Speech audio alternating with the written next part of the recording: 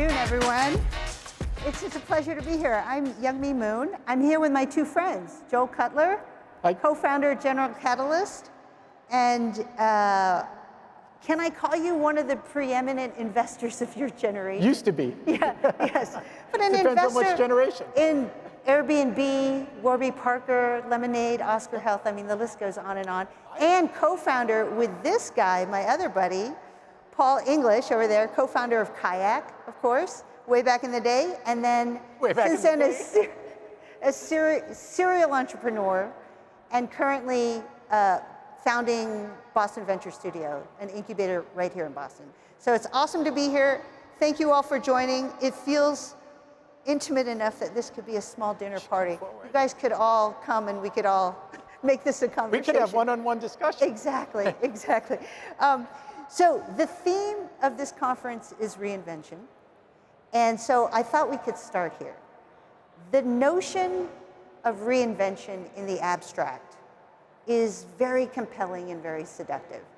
But the reality is that reinvention is actually a very messy process in many cases, in part because the ideas that spring out of the need for reinvention can often be so unconventional and strange and weird that, that it's hard to know what to do with some of those ideas. So I'd like to start by asking you for a story of unlikely reinvention, where you encountered an opportunity for reinvention that even you had difficulty ingesting because it felt so unconventional to you. You go first. You go first.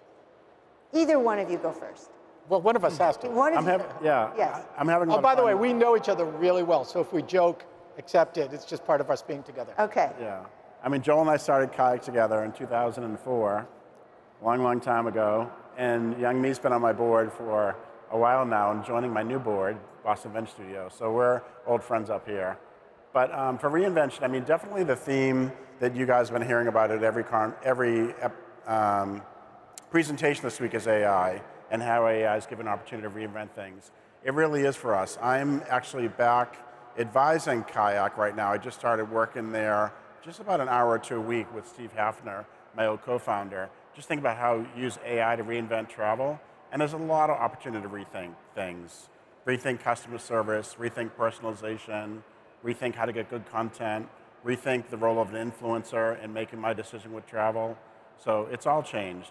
I went on vacation with my son in Peru recently, and I was searching on KAYAK, being loyal to the old brand, and I sent him a hotel on KAYAK. My son is like, KAYAK's for old people. He goes, we use TikTok now to search for travel.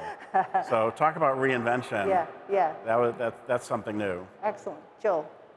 So it's always hard to follow Paul, but this is the moment to be open to change. Like this is the time.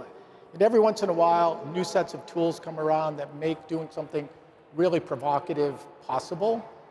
So today's the day. Like I'm sure you've heard nothing but discussion about AI this and AI that and everything like that. However, there are two parts of it. One is you can sort of raise the river, you can lower the bridge. You can create more business like all of you do every day. You can make things more enticing for consumers, or you can do the other part of the business and make it far more efficient, save a lot of money, increase gross margin, so on and so forth. But let's talk about the fun stuff. There's nothing that exists in the consumer or small business world that shouldn't be better because of the tools that are available to us today. So I think the only thing we can do is throw out the rear view mirror and just sort of look through the windshield and say, like, what would be more fun for people that work with us? What would be more fun for the people that use our services and so on? And so do you see this happening in the companies that you're working with? So for example, the companies at BVS, the companies that you're engaged with right now, are they leaning in fully and already extracting value?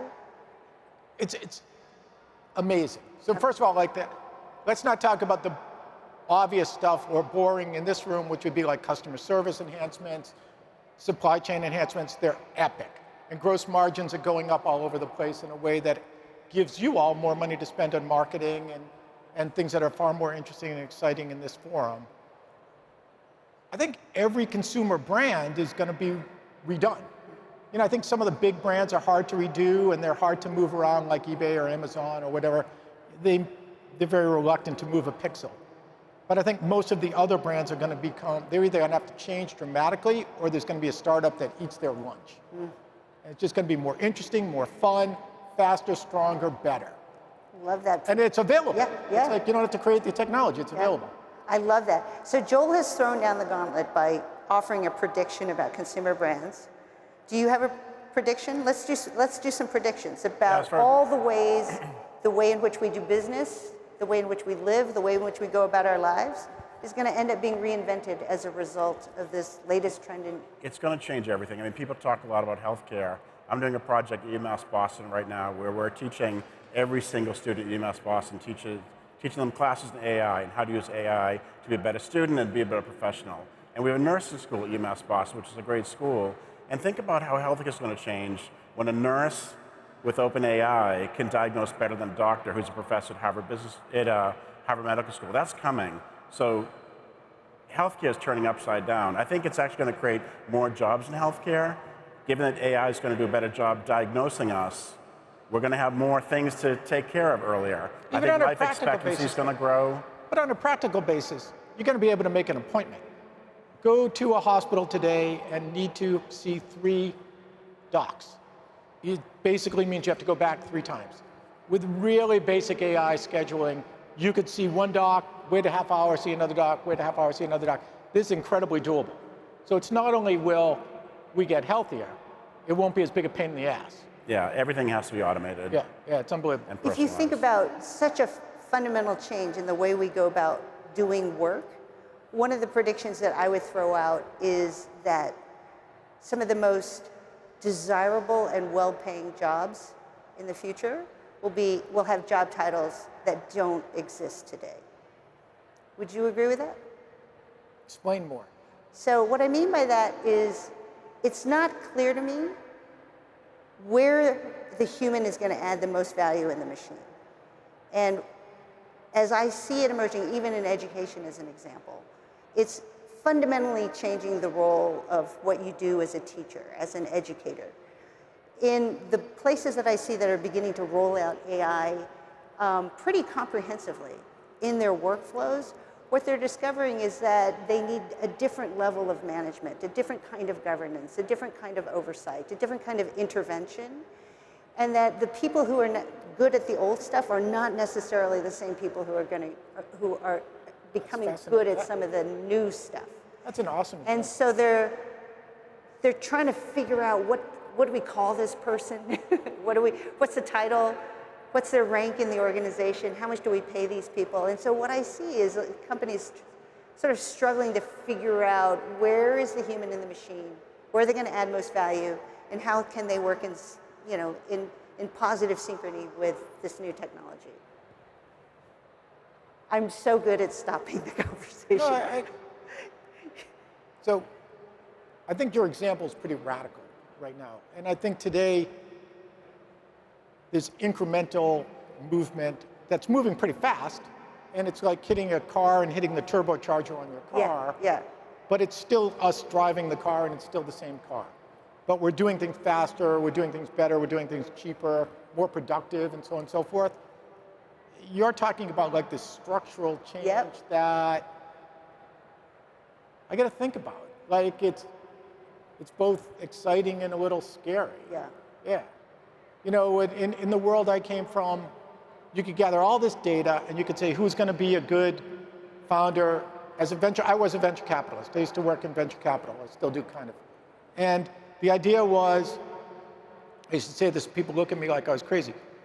You should never found a company that doesn't have key man risk. So like the idea with key man risk was that it limits creates extra risk when you do a business. But the idea is you should never found a company with somebody who's not extraordinary as a leader. You should never found a company with somebody who's not really one of one, or in your instance, one of two, or in instance here, one of two. So it's not like these people, you still need these people who see the future, who bend the future, who use the tools available to them, who gather the tools available to them, the software tools available to them today, and they make something that didn't exist in the past. But I don't see that yet as somebody looking for talent. I still think you need an interpreter like that and a manager like that. Paul. As far as like, I called you exceptional, so be nice I to mean, me. you're someone who uses the role of AI in everything you do on a daily basis. And maybe as you answer, you should give the audience some insight. So I'm running a small company right now called Boston Venture Studio, and our job is to create companies. We're working on all our own ideas. All of our companies are created by AI. We have a new product, Spam Strike, that came out last week to get rid of your text messages about funding this political campaign, that campaign. That's an AI filter. We have a party invitation system, partyclick.com. All the invitations are generated by AI. We have a calendaring application that can use AI to decide when's the most convenient time for the three of us to meet. So it does group calendaring. Everything's being done with AI. Back at KAYAK, we used to run the company for revenue per employee, and we did really well. I think when we took it public, is 300 million in revenue with 200 employees. We're very proud of that number. With my new companies, I'm thinking more like millions of users per engineer. And the reason I like that stat is I want really small teams. I would rather a 3-person team that's AI powered than a 30-person team that's not. Yeah, that's fair. That totally makes sense. How would you, for people out there who want to get really smart about AI very quickly, what would you suggest they do? How do you go about it? I mean, as an investor, you're constantly having to educate yourself about what new thing you're being presented with. Like, what's the best way to get really smart about something? So the way I got really smart about things was I drafted behind really, really smart people. Like I found people who were provocative, who were forward-thinking, who absolutely disregarded the past and only looked at what could be in the future. And I think it's kind of that formula. It's also just take a risk. Like, don't worry about screwing up something. Now is a time where you can really do extraordinary work, and the tools are available. You don't have to go out and create the tools. Yeah. That's really the big moment that's changed between today and 5 years ago. So take a risk, break some stuff, be provocative, find the really smart person. For me, it was always just find the really smart person and let them teach me. Or listen to them, in any variety of ways. But I think the first thing is like getting rid of fear. Like completely, you have to abandon fear of change today, or you're screwed. Yeah, I would also say AI is a great teacher, and you can use Gen AI to teach you how to use AI. So if you want to become a video game programmer, and you've never taken a programming class in your life, you can sit down in front of ChatGPT or Perplexity or Claude or Gemini and say, I want to write a video game.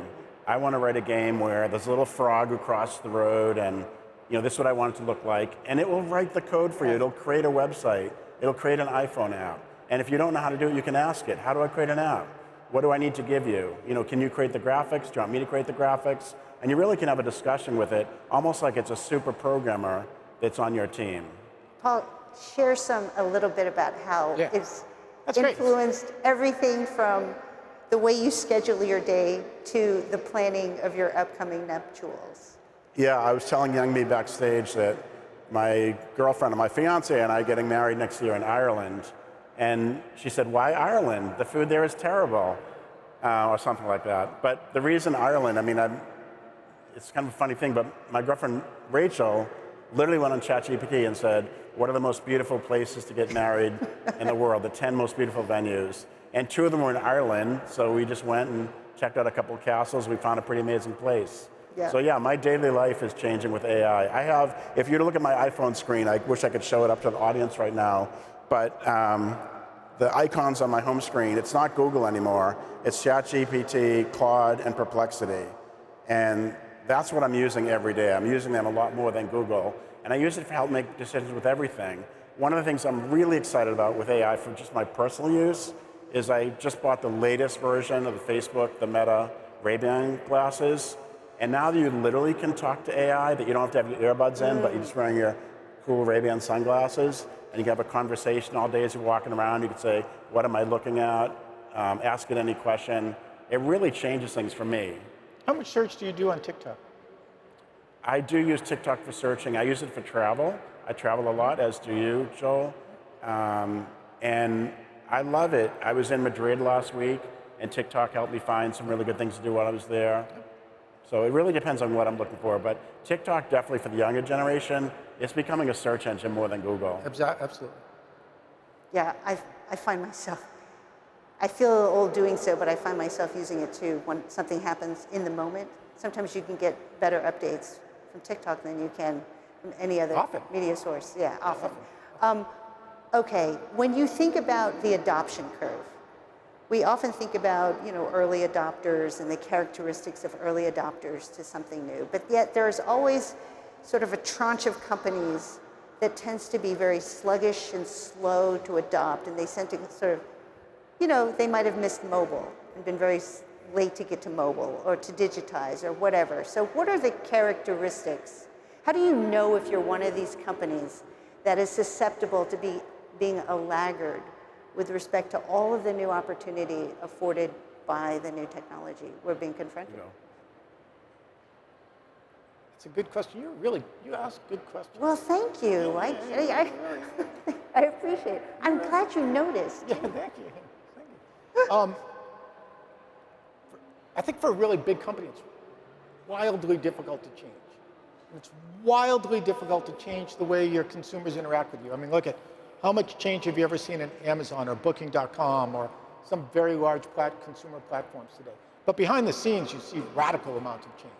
Just enormous amounts of change. So I think it all starts with this sort of curiosity of people who read it. Like, I guarantee you, Brian Halligan, handsome fellow sitting in the front row, I have to tell you my funny Halligan story before the end of the day, has thought with Dharmesh every day about how this company changes because of new technology that's available to it, whether it was AI or something else, because there are always going to be new technologies. There have been in the 15, 20 years that this company's been around. There'll be more in the time that Brian is still a leader here.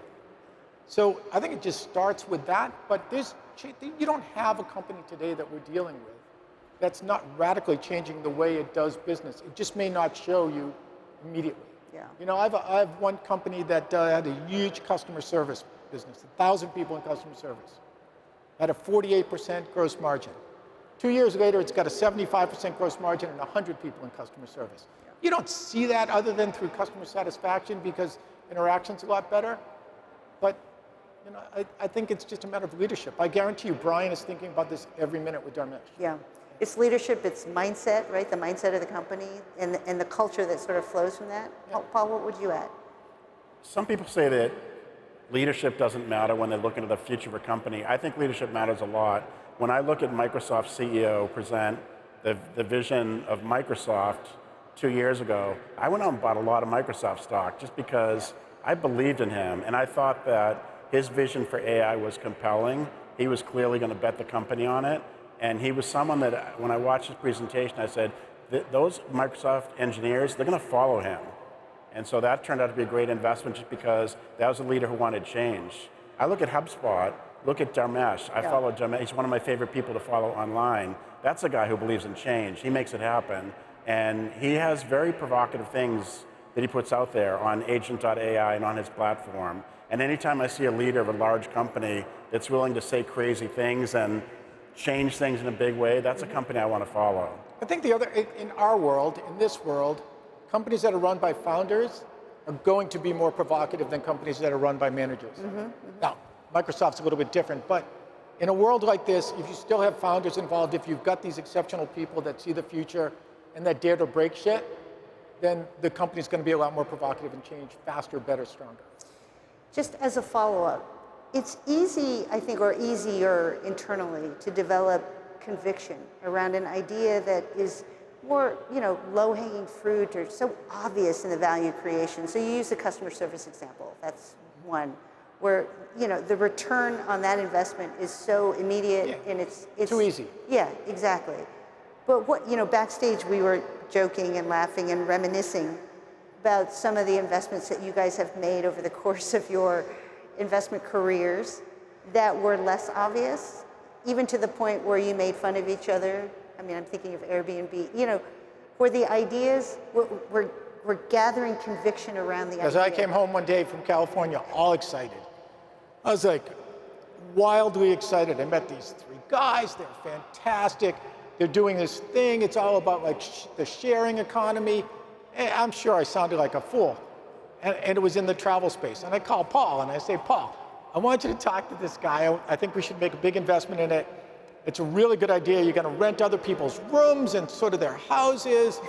And I think it's a really good idea. And I love these three guys. So I asked Brian to call. I asked Paul to call my friend Brian and say, just give me your ideas. And you're Paul, this big guru in the travel business.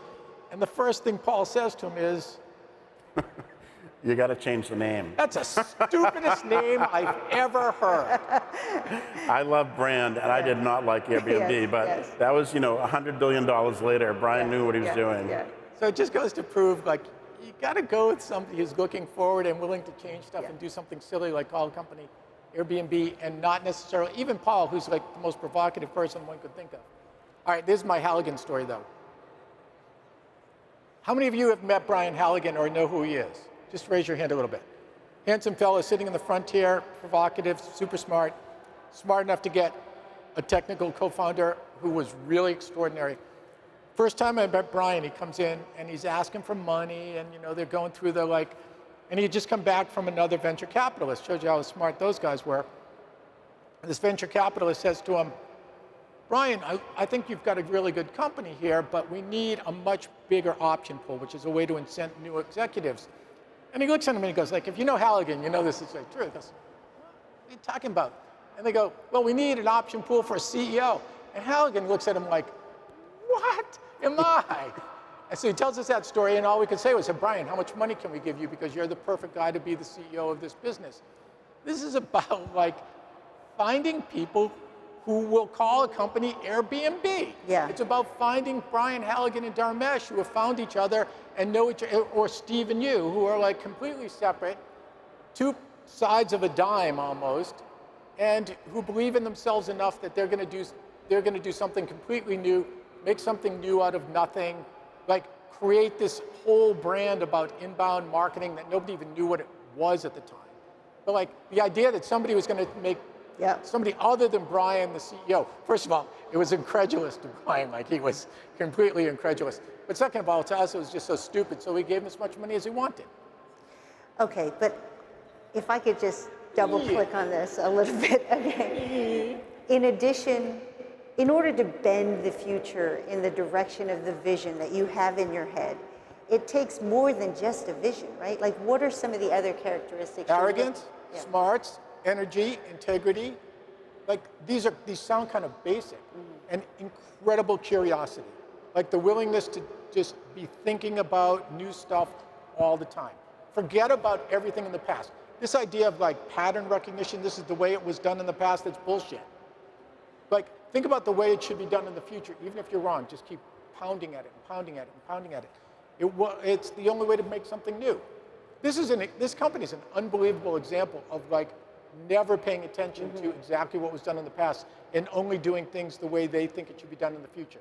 They had this whole new world going on the internet, and it was, the way things were done just didn't make any sense. It was stupid and inefficient. And they made it remarkably efficient, and they gave all of you tools to do your jobs remarkably better. And it was just this constant belief that there was a better way to do something. What did you want to add? It's generic. Some people are worried about AI automating jobs away, and they think about when they want to start a company, should I be worried about AI is going to take my job? And I think AI raises the bar for recruiting, which means that it's true that you're going to have companies which, in many cases, are smaller in number of employees. What that means is every employee you hire is way, way, way more important at a smaller startup than it is at a much larger company. So even though we're all going to use AI for all of our companies, our recruiting skills are more important than our AI skills. And can Dharmesh find Brian? Can Brian find Dharmesh? Can these co-founders get together and try to do something audacious? Yeah. I think also the risk is, as we get older and we have responsibilities in our job and we have production requirements in our job, we kind of stop poking at new stuff. We've got KPIs, we've got deliverables. So I think the big lesson today is poke at new stuff. If you don't poke at new stuff, then you're vulnerable in your job and you're never going to be a leader. It's not complicated. We have just a few minutes left. Best piece of wisdom you've heard recently Tell us yours. for the group. Best piece of, well, you guys go first, but I have a good one. No, you guys go first. Best piece of wisdom, Paul, I know you've got. Best piece of wisdom? Yeah. I was at MIT yesterday at an entrepreneurship gathering, and we were talking about like what I would tell myself 20 years ago when I was starting KAYAK, Right. with what I know now. And I said the best piece of wisdom that I've heard from management for running a company is actually a Maya Angelou quote, which is people aren't going to remember what you said or what you did. They're only going to remember how you made them feel, which means that it's about the team. And if you want to start a company, the wisdom you should look for is how to build a team and how to treat people. AI is going to replace certain parts of jobs, but there's always room for human. I'm going in for shoulder surgery next week. I hope a robot does the surgery. I want a nurse to hold my hand on the way into the OR and say, you're going to be okay. I like that. I love that. I can't top that. It's a good one, huh? That was wicked good. Oh, I'll here's come back, one. I'll come Here's back one. with something, but that was Okay, really, I'll go No, next. you go. Okay, I'll go next. So someone said recently, we were talking about the notion of curiosity and how, if you lose your curiosity or willingness to lean into things, then you lose the muscle, the innovation muscle. And someone actually interrupted and said, I think it's so often not that you lack curiosity, but it's just insecurity holding you back. You have the ideas, you actually are curious, you want to go and do it.